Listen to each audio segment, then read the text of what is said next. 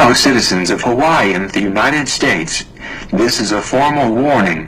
Why is it that so many Hawaiians do not want federal recognition, or to use the process called Naiapuni? Naiapuni is happening because the U.S. wants to extinguish Hawaiian rights to the crown and government lands of the Hawaiian Kingdom, about 40% of the archipelago. These are Hawaiian national lands, referred to as ceded lands. But to create the appearance of a legal transfer of title, the state and federal governments need Naiapuni, Hawaiian acquiescence to the U.S. takeover. Naiapuni was invented and funded by the state in conjunction with the Department of Interior, DOI, which acts on directives from President Obama. The list of Hawaiians who can vote was derived from Kanaiaolovalu, which was the result of Act 195. A mandate to create the Hawaiian Roll. $4 million from the Office of Hawaiian Affairs, OHA, was spent in an effort to secure 200,000 Hawaiian names, but only 19,000 signed on. So, another state law, Act 77, was passed to disguise that abysmal failure, giving permission to Kanaiaolovalu commissioners to loot other state registries. Lists of Hawaiian people who were trying to get scholarships and loans or signed other forms of enrollment separate from Kanaiaolovalu were counted, ballooning the number to 125,000. It took a court order to make the list public, which was good because it includes people who have passed away. 24% of the names were removed for various reasons, whittling Kanaiaolovalu's list down to 95,000. That means that 80% of the people on this new, state-manufactured list of voters did not consent.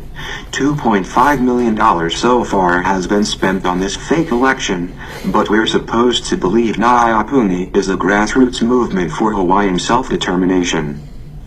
Although it's funded by the state, when the legality of Naiapuni was challenged recently in a federal court, the judge held that it's a private election.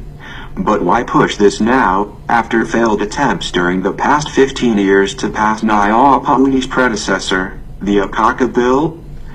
Simply put, President Obama wants to invoke executive order privileges to recognize a group of Hawaiians who will sell their national lands.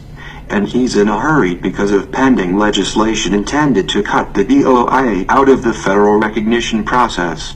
But more concerning is what preceded this rush to contain the Hawaiian sovereignty movement. About a year and a half ago, Kamanaʻopono Crab, the CEO of OHA, sent a letter to Secretary of State John Kerry requesting proof of jurisdiction. Although Crab later rescinded the letter, after blowback from inside OHA, the gauntlet had been thrown. It was a direct challenge to the U.S. occupation by a respected Hawaiian leader who works for the state.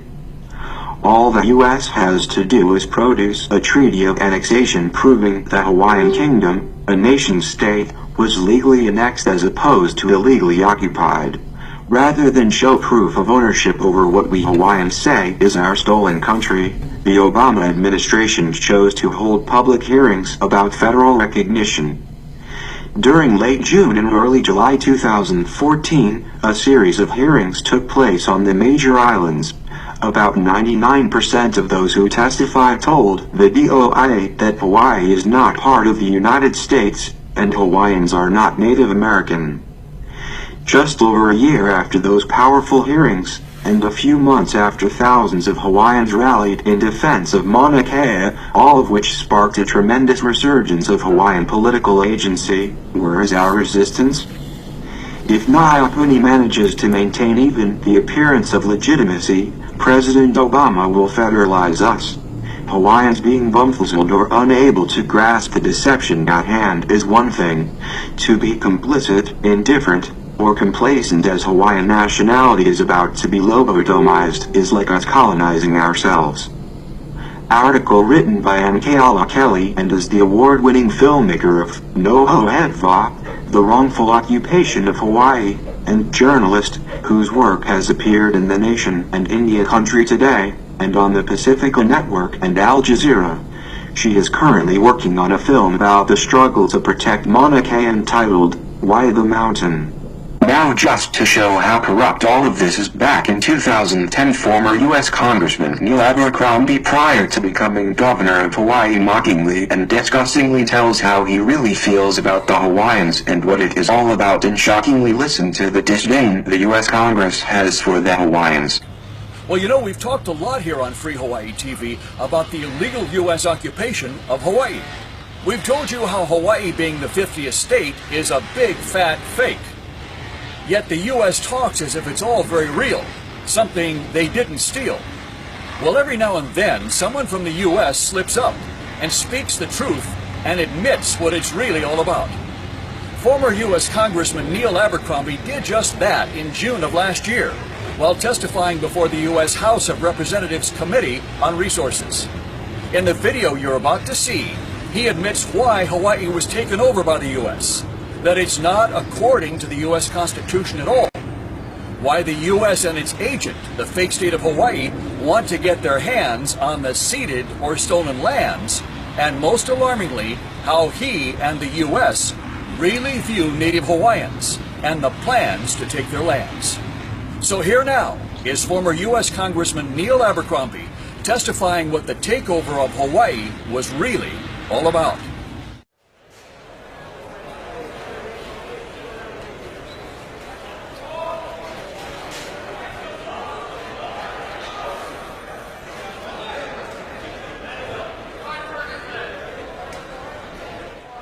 What we're dealing with here, in practical terms, is 1.8 million acres in ceded land, the former Crown lands, over which the state of Hawaii now has trust responsibility, and about 200,000 acres of Hawaiian homelands, which Mr. Kane directly administers on behalf of the people of the state today.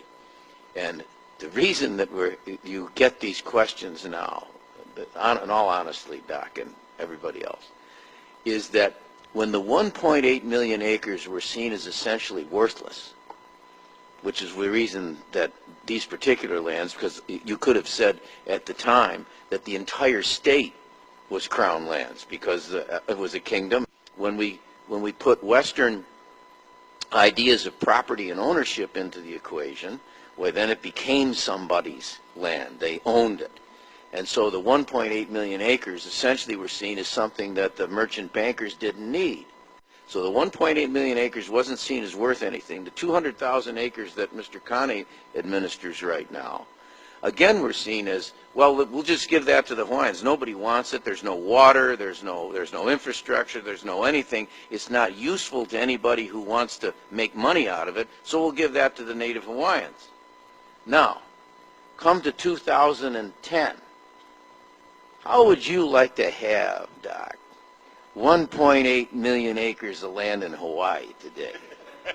How would you like to have 200,000 acres in additional land reserved for Hawaiians by congressional act? When we come down to it, when you get right down to the nitty-gritties of all of this has nothing to do with the Constitution.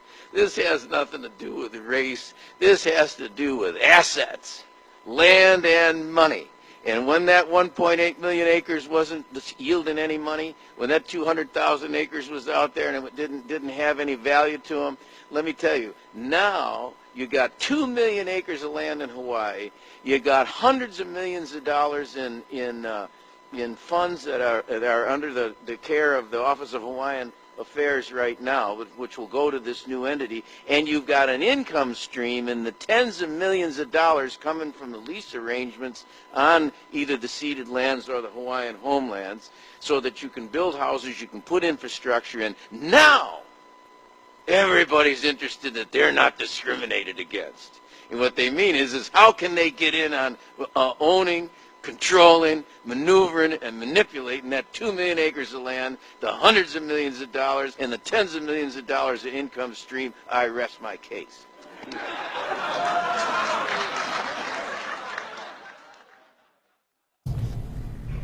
As you can see from Neil Abercrombie's performance, they are just trying to further steal the land and assets of the Kanaka Maoli people with the help of the DOI and OHA departments.